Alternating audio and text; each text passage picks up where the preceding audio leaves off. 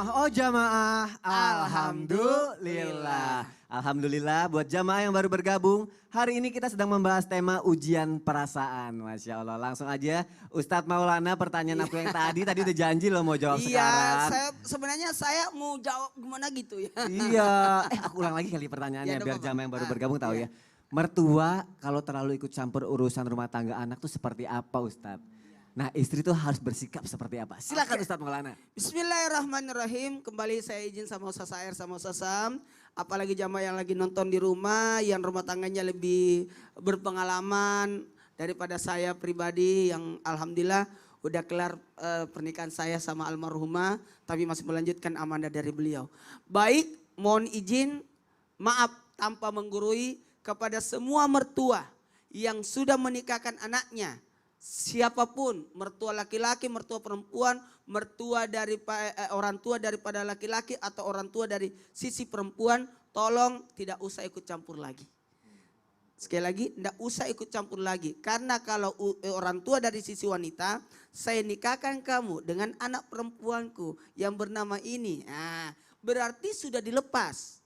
Nah, begitu pula sosok orang tua dari sisi laki-laki dalam hal ini sudah menyerahkan sepenuhnya tanggung jawab kepada anaknya untuk membina rumah tangganya. Tapi kalau dengan alasan untuk membantu dari segi apapun, sebaiknya jaga perasaan anak-anak kita. Mohon maaf, jadi apa tindakan? Saya kasih perumpamaan, sekali lagi marak ini main layangan. Ya. Lagi marak nih, lagi marak main sepeda, lagi marak main layangan. Belajarlah filosofi layangan. Kalau sudah kita berusaha bikin layangan, ditimbang, diukur dan pokoknya kemudian dinaikkan. Kalau sudah naik layang-layang, kita enggak usah ikut naik di layang-layang. Oh iya, kita tetap di bawah ya. Enggak usah naik, naik aja. Kemudian diolor-olor aja, lihat aja, ditarik-tarik kalau aneh, dilihat. Kayak begitulah rumah tangga anak, dilihat-lihat aja. Kalau diingatkan, jangan gitu. Nah, tarik-tarik ulur aja supaya tidak putus. Nah, pelajaran berikutnya, mohon maaf. Gimana nih kalau ada orang tua yang ikut? Apa yang dilakukan anak? Yang pertama, lakukan persiapan. Kenapa orang tua kita datang? Karena kita dianggap apa ya? Dianggap belum mandiri. Dianggap belum mandiri. Kenapa orang tua ikut campur? Karena engkau tidak memperlihatkan kemampuanmu. Atau kamu terlalu sering curhat. Kenapa tadi ini informasinya dari Mas Oni tadi sampaikan, suaminya selalu datang ke orang tuanya. Ingat ya, kepada semua anak yang sudah menikah, jangan pernah datang curhat terus sama orang tua. Menceritakan keburukan pasangan, hati-hati. Nanti kita sudah adem, orang tua sama orang tua masih marah. Iya, astagfirullah. Padahal kita sudah adem. Kita udah baikan ya. Nah, karena mohon maaf, mereka itu perasaan kecintaannya sama kita itu luar biasa.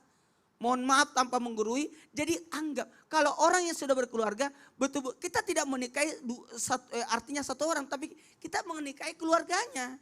Jadi orang tua dari suami, orang tua dari istri dalam hal ini mertua, dia adalah orang tua kita juga. Jadi jangan pernah tersinggung karena diikut campuri, tapi berbaik sangkalah kepada mereka. Mungkin ini salah saya, karena saya sendiri tidak memperlihatkan kemampuan saya. Sehingga orang tua saya atau mertua saya ikut campur dalam rumah tangga saya. Atau mungkin kayak saya keseringan memberitahukan kekurangan deh. Ada kisah pernah dikisahkan di Islam Tindah, luar biasa loh. Datang seseorang yang suami yang memukul istrinya, tiba-tiba masih kelihatan merah di pipinya, tiba-tiba ketok-ketok pintu. Siapa ketok pintu? Orang tuanya wanita yang tadi habis ditampar oleh suaminya. Yang mau datang nginap. Tiba-tiba kaget suaminya, takutnya nanti istrinya ngadu. Apa yang terjadi? Apa yang terjadi? Walhasil wanita ini beritahu ibunya. Merah, kenapa menangis? Enggak, saya rindu sekali sama mama. Dan sampai saking rindunya saya tertidur pegang tanganku begini, saya jadikan bantal merah di sini. Dia tidak mengadu kalau dipukul sama suaminya. Apa kata suaminya? Tambah ku cinta ku. Aku sayang kamu. Akhirnya udah gak mukul lagi setelah itu. Jadi ketika kalau dia mengadu bisa jadi rusaklah rumah tangganya. Marahlah, tapi hebatnya ini jadi pembelajaran. Kedekatan itu akan menghadirkan sesuatu yang jadi rahmat, kasih sayang. Nah, apalagi mertua nih, kalau orang tua, kalau datang anakmu mengadu, jangan bela anakmu. memang kau yang begitu. Suamiku jangan, memang kau tidak tahu masak. Disalahin Jadi terus. sebaiknya begitu. Jadi kalau ada mengadu anak, jangan langsung memihak kepada anak, bertabayun dulu. Kenapa bisa seperti ini? Karena yang namanya rumah tangga, kan anak kita kan manusia juga. Kadang-kala dia datang mengadu, sebenarnya pembelajaran buat kita juga. Bagaimana kita memberikan solusi kepada anak. Karena pengalaman rumah tangga kita dianggap sudah banyak makan asam garam. Jadi haruslah adakan tindakan dengan cara menyaring daripada masukan dan kritikan itu supaya jadikan pembelajaran. Bukan jadi kompor. Masya Allah, jadi nggak boleh kebanyakan ngadu lagi nih Iya, dari sekarang ya. Ini namanya ujian perasaan. Ujian Baik perasaan. itu ujian perasaan kepada menantu, ujian perasaan kepada orang tua. Masya Allah, jazakallah khair Ustadz Maulana. Tuh jamaah diselesaikan sendiri rumah tangganya. Mungkin ada sifat mertua yang kurang berkenan buat menantu. Tapi pasti ada juga sifat dari mertua yang baik sama kita. Jadi apapun sifat mertua kepada kita, kalian tetap harus saling menyayangi orang tua kalian dan tetap harus hormati mertua kalian. Baik jamaah, kita lanjutkan lagi tausiahnya. Masih mengenai ujian perasaan. Ketika kita diuji perasaan, aduh udah pasti sakit ya Ustadz Ahmad Ridwan ya. Iya. Dan biasanya katanya kalau orang yang sakit perasaannya itu benar gak sih doanya diijabah sama Allah? Waduh bahaya deh pokoknya deh ya. Orang kalau sampai kena hatinya, perasaannya terusik, ya kita jawab sekarang deh. Jawab sekarang, silakan Ustadz Ahmad Ridwan. Baik, kalau kayak gitu. Bismillahirrahmanirrahim. Bagaimana saat Rasulullah SAW ingin mengutus Mu'adz bin Jabal ke Yaman. Waktu itu Rasulullah ingin utus ke Yaman dan diberitahu beberapa hal. Satu, ajak mereka untuk bertauhid, masuk Islam. Dua, ajak mereka untuk salat. Tiga, ajarkan mereka tentang bagaimana dalam Islam adanya zakat. Yang keempat, apa katanya? Rasulullah SAW mengingatkan kepada Mu'adz, wattaqi da'watal mazlum fa innahu laisa bainahu wa bainallahi hijab. Dan hati-hati dengan doa orang-orang yang terzolimi, yang perasaannya terusik, yang hatinya tersakiti. Karena sesungguhnya antara doanya dengan Allah tidak ada hijab dan tidak ada tabir. Ngeri banget itu. Ada orang yang kemudian perasaannya tersakiti karena tetangganya. Ya mungkin dia gagah, dia punya kekuatan, dia punya uang, dia punya kekuasaan. Dia cuma bilang gini, iya saya nggak bisa balas di sini, ntar besok di sono aja deh. Itu lebih bahaya itu. Lebih serem Itu ya. bahaya itu, lebih ngeri itu. Kenapa? Kalau sampai dia minta keadilan di depan zat yang maha adil, Allah subhanahu wa ta'ala, ahkamul hakimin. Hakim yang paling adil, Allah subhanahu wa ta'ala, kelar lo. Aduh. Tahu, kelar. Kelar, kenapa habis kelar? langsung. Habis sudah perkara.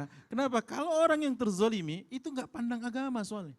Oh iya. Rasulullah waktu mau mengutus Mu'adz bin Jabal ke Yaman, Rasulullah kasih clue-nya di depan, kata Rasulullah, innaka satati qauman ahlal kitab. Yang engkau akan datangi adalah kaum yang mereka adalah terkategori masih belum bersyahadat, artinya ahli kitab. Tapi kenapa di poin itu Rasulullah memberitahu di poin keempatnya, wattaqi da'watal mazlum. Karena orang-orang yang terzolimi, dia tidak lihat dulu KTP agamanya apa, enggak. Kalau sampai dia terzolimi, dia langitkan doa, wah kelar deh pokoknya, ngeri banget. Makanya hati-hati loh, hati-hati dengan orang yang apabila berdoa saat dia itu terzolimi. Ingat saya akan kisah Sa'ad bin Abi Waqqas. Waktu itu Rasulullah SAW diminta oleh Sa'ad, ya Rasulullah ud'ullah li an akuna mustajabad da'wah, ya Rasulullah ajak aku dalam doamu, maksudnya doakan aku kepada Allah agar aku termasuk orang yang apabila berdoa diijabah. Apabila berdoa diijabah. Rasulullah kasih tipsnya kepada Sa'ad bin Abi Waqqas. Lihat nih, satu ketika tatkala ia terzalimi oleh seorang Yahudi, dia tunjuk dia akan mati di tempat ini besok dalam keadaan seperti ini, tanpa mendahului takdir Allah. Kata Sa'ad bin Abi Waqqas. Yang terjadi ternyata, apa yang terjadi saat itu? Betul, saat ditunjuk oleh Sa'ad bin Abi Waqqas, di waktu dia diwafatkan oleh Allah si Yahudi ini, persis di tempat yang ditunjuk oleh Sa'ad. Hati-hati, Rasulullah terzalimi di Makkah. Utbah, Uqbah, ya kemudian Uqbah bin Abi Mu'id, Abu Jahal, semua tokoh-tokoh kufar Quraisy yang waktu di Makkah mencelakakan Rasulullah SAW dengan beragam teror. Rasulullah mengatakan sehari sebelum perang Badar kepada Abdullah bin Mas'ud, innahu masra'u fulan gadan, innahu masra'u fulan gadan. Ini besok menjadi tempat matinya si fulan. Ini besok tempat matinya fulan. Ini besok tempat matinya fulan. Rasulullah terzalimi kan? Lihat doanya, ini besok tempat matinya fulan. Betul, di tempat itu orang-orang yang ditunjuk oleh Rasulullah tempatnya meninggal esok hari. Saat perang Badar. Jadi belum lagi tatkala Rasulullah berdoa, waktu ditarik kerah bajunya oleh menantunya sendiri Utaibah, anak Abu Lahab. Dihempaskan ke tanah, Rasulullah perbaiki pakaiannya. Kemudian apa kata Rasulullah SAW? Allahumma sallit alaihi kalban min kilabik. Ya Allah, kuasakan anjingmu untuk memangsanya. Waktu Utaibah datang ke Syam, ingin berdagang, di tengah perjalanan dikepung oleh anjing-anjing, diterkam dan dimangsa. Hati-hati sekali dengan doa orang-orang yang terzolimi itu. Jadi nggak perlu dibalas secara langsung ya. Langsung Ini minta langitkan sama aja Allah doa, ya. bahaya sekali. Bahaya sekali. Kalau tidak cash di dunia, pasti dihadang di akhirat. Baik, Pak. Dan insya Allah doa orang yang tersakiti, insya Allah akan Allah jabah ya Ustadz ya. Tapi kalau ada doa yang terbaik, doakan yang terbaik. Doakan yang terbaik. Baik, sekarang jemaah yang ada di rumah, siapkan hati kita, pikiran kita pasrahkan pada ilahi, kita belajar pagi hari ini, dan kita akan masuk ke segmen Al-Quran Menjawab.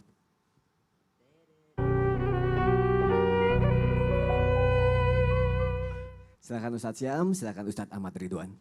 Bismillahirrahmanirrahim. Banyak orang yang selalu mengedepankan emosinya, egonya, tatkala dia menjumpai satu keadaan yang menurutnya tidak nyaman. Misalkan diuji oleh Allah dengan sesuatu perkara, dia langsung bilang Allah enggak adil, saya menyembah Allah puluhan tahun, saya telah berbuat ini, itu dan segalanya. Padahal maksud yang Allah alamatkan kepadanya boleh jadi baik. Allah terangkan itu dalam Quran surah Al-Baqarah ayat 216. أعوذ بالله من الشيطان الرجيم كتب عليكم القتال وهو كره لكم وعسى أن تكرهوا شيئا وهو خير لكم وعسى أن تحبوا شيئا وهو شر لكم والله يعلم وأنتم لا تعلمون. Allahu Akbar. Allah mengatakan dan boleh jadi kamu membenci sesuatu padahal itu baik untukmu. Dan boleh jadi engkau mencintai sesuatu padahal itu buruk untukmu. Lihat kalimat pamungkasnya. Wallahu ya'lamu wa antum la ta'lamun. Allah menutup kalimatnya dengan kata yang sangat indah. Allah Maha tahu, kalian tidak tahu. Kemudian ikhwati fillah azani Allah wa iyyakum jamaah yang dimuliakan Allah Subhanahu wa taala. Ada yang berkeluh kesah, kenapa sih berat banget beban yang harus saya pikul? Kenapa tidak dia? Kenapa harus saya? Kenapa engkau pilih aku ya Allah? Kenapa yang engkau takdirkan kepada aku begitu bertubi-tubi dan begitu beratnya? Padahal Allah Subhanahu wa taala telah mengabarkan sesungguhnya tidak ada satupun orang, tidak ada satupun makhluk yang Allah berikan ujian melainkan ia patut, ia pantas dan ia kuat memikulnya seperti Allah katakan dalam Quran surah Al-Baqarah 286. لا يكلف الله نفسا إلا وسعها لها ما كسبت وعليها ما اكتسبت. Allah tidak akan pernah mengingkari janjinya. Allah tidak akan pernah menyelisihi apa yang diucapkannya. Allah telah mengucapkan la yukallifullah. Allah tidak akan pernah memberikan beban di luar kepatutan kita untuk memikulnya. Dan bahkan Allah menggaransikan dengan kalimat sungguh di setiap kesulitan bersamanya ada kemudahan. فإن مع العسر يسرا إن مع العسر يسرا.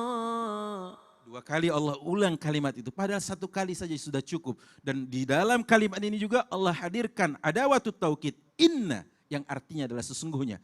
Dan apa yang menjadi kunci dan syarat Allah berikan kemudahan bersama kesulitan yang datang kepadamu adalah kuncinya takwa seperti Allah katakan dalam Quran surah At-Talaq ayat 2 dan 3.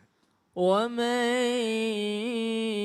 يتق الله يجعل له مخرجا ويرزقه من حيث لا يحتسب ومن يتوكل على الله فهو حسبه إن الله بالغ أمره قد جعل الله لكل شيء قدرا. Allahu Akbar, indah sekali ayat ini.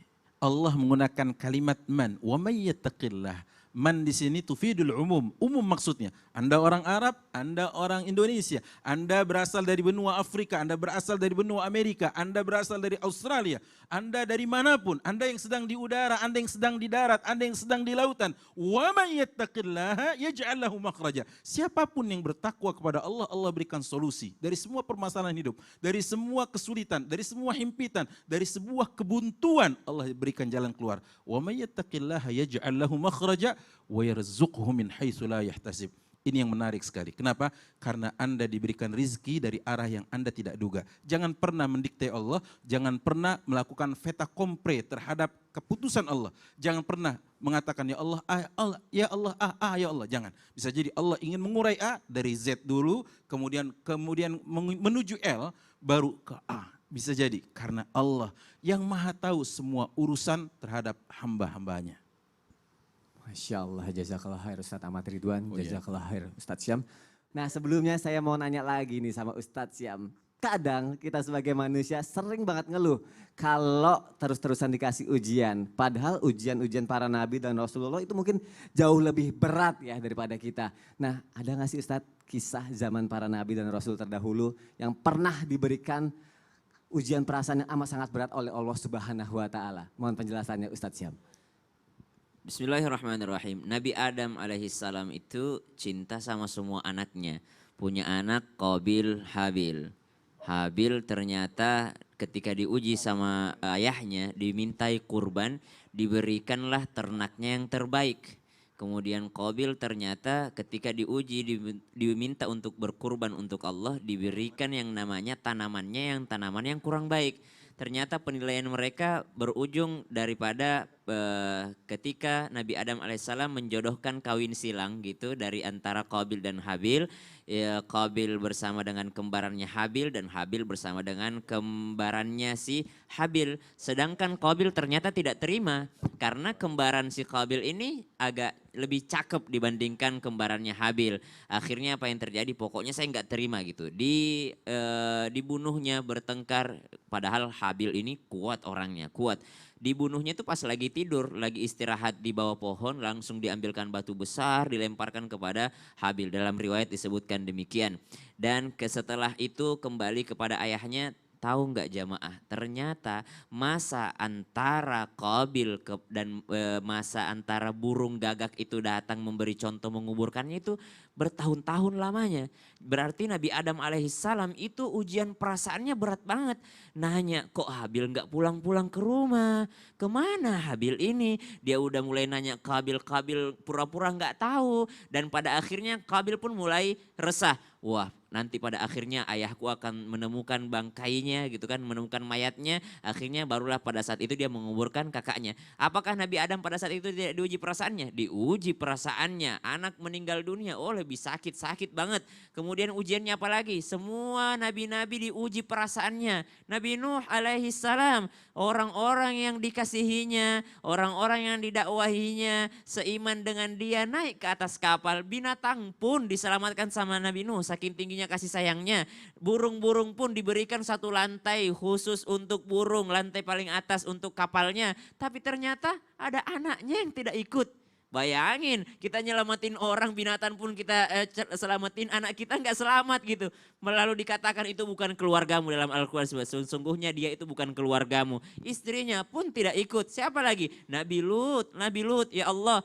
Setengah mati Nabi Lut berdakwah kepada orang lain, ternyata istrinya yang berkhianat. Diuji perasaannya, semua diuji perasaannya. Siapa lagi? Nabi Yakub alaihissalam, cinta semua anaknya, cinta kepada anak-anaknya. Tidak mungkin Nabi Yakub pilih kasih, tidak mungkin. Perasaannya aja anak-anaknya mengatakan ayahnya pilih kasih. Akhirnya Nabi Yusuf alaihissalam, anak kecilnya dibuang ke sumur. Nabi Yakub sampai buta matanya, menangis, memutih bola mata hitamnya. akhirnya buta gara-gara apa? Karena menangis, sedih kehilangan Nabi Yusuf alaihissalam. Apakah Nabi Yakub berputus asa? Tidak. Nabi Yakub mengatakan innama ashku bathi wa huzni ilallah. Saya kembalikan sedihku kepada Allah Subhanahu wa taala. Lalu dipanggil anak-anaknya, cari adikmu, la tai'asu min rauhillah. Jangan kau putus asa dari rahmat Allah, padahal dia udah buta menangisnya. Jadi nangis boleh, putus asa yang enggak boleh. Sedih boleh, yang putus asa yang enggak boleh. Kecewa boleh, patah hati, galau boleh. Yang enggak boleh adalah enggak bisa move on. Jangan enggak bisa move on. Enggak move on artinya putus asa.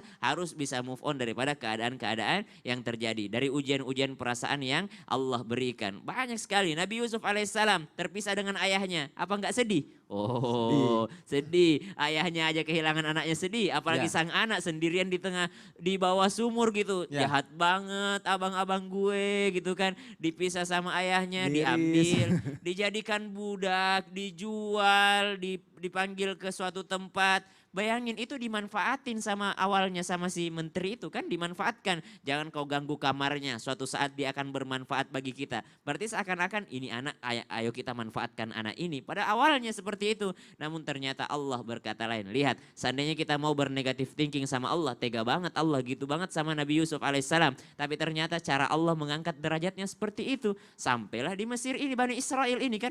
Nabi Yusuf alaihissalam kan dari kalangan Bani Israel, dari bapaknya Nabi Yakub alaihissalam, Nabi Ishak alaihissalam, sampai ke Mesir, sampailah Bani Israel ke Mesir gara-gara Nabi Yusuf yang membawanya ke sana. Lihat cara Allah membesarkan seseorang.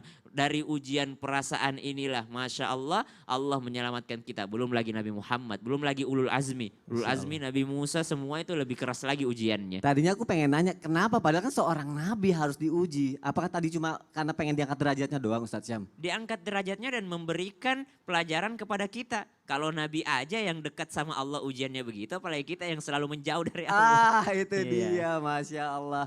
Jazakallah khair Ustadz Syam, Ustaz terima Nih. kasih. Baik jamaah, udah siap untuk ensiklopedia Islam? Udah pasti, tapi nanti sesaat lagi setelah jeda iklan. Tapi nanti kita juga akan berdoa bersama-sama supaya wabah corona ini bisa segera berakhir dan kehidupan kita jauh lebih baik lagi dari sebelumnya. Jadi jamaah yang dimuliakan Allah, jangan kemana-mana, tetap di Islam itu indah. Jamaah, oh jamaah, alhamdulillah.